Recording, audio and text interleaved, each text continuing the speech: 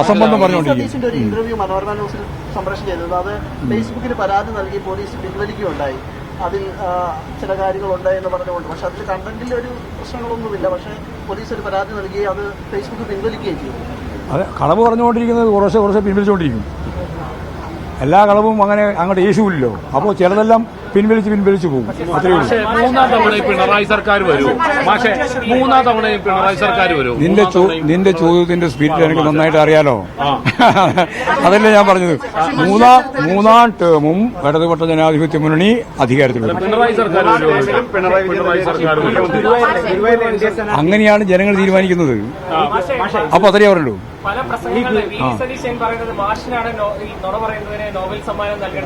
അത് അദ്ദേഹത്തെ പറ്റി മുഴുവൻ ആളും പറഞ്ഞു കഴിഞ്ഞപ്പോ അതിലും വേറൊരു നുണ.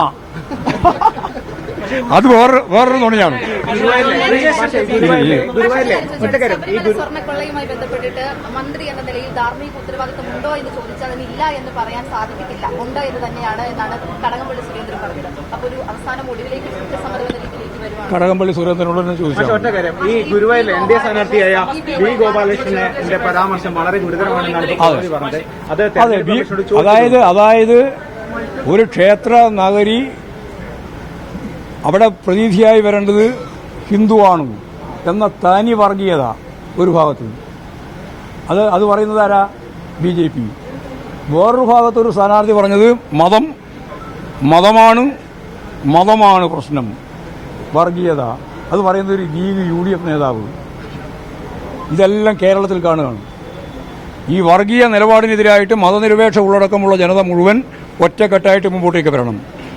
പിന്നെ രാഹുൽ മാക്കൂട്ട ഉൾപ്പെടെയുള്ളവരുടെ പിന്മുറക്കാർ നല്ലതുപോലെ കോൺഗ്രസിലും UDFിലും ഉണ്ട് എന്നുള്ളതിന് തെളിവാണ് പ്രതിഭക്കെതിരായി കായംകുളത്ത് നടന്ന പരാമർശം. ആ പരാമർശം ഫ്യൂഡൽ ജീർണതയുടെ അങ്ങേയറ്റാണ്. ജനാധിപത്യ ശക്തികൾക്ക് ആർക്കും അംഗീകരിക്കാൻ കഴിയുന്നതാണ് സ്ത്രീവിരുദ്ധതയാണ്.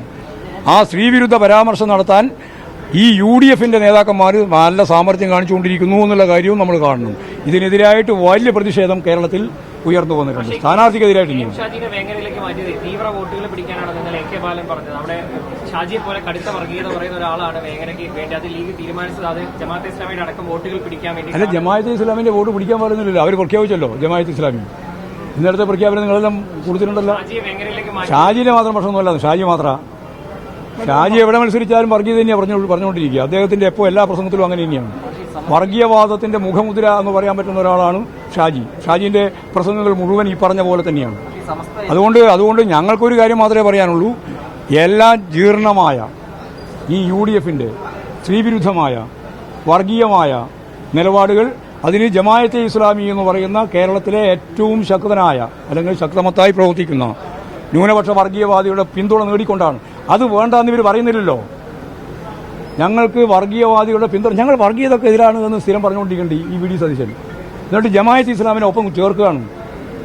ജമാഅത്തെ ഇസ്ലാമി ഇന്നലെ പ്രഖ്യാപിച്ചു, ഞങ്ങൾ യാതൊരു തരത്തിലുള്ള ഡിമാൻഡും വെക്കാതെ UDFിന് അനുകൂലമായ പരസ്യമായ പ്രഖ്യാപനം, പരസ്യമായ ഫ്ലക്സ് എല്ലാം വെക്കാൻ പോവാണെന്ന്. ഒരൊറ്റ അക്ഷരം വേണ്ടിയോ? നിങ്ങളെന്താ ചോദിക്കാത്തത്?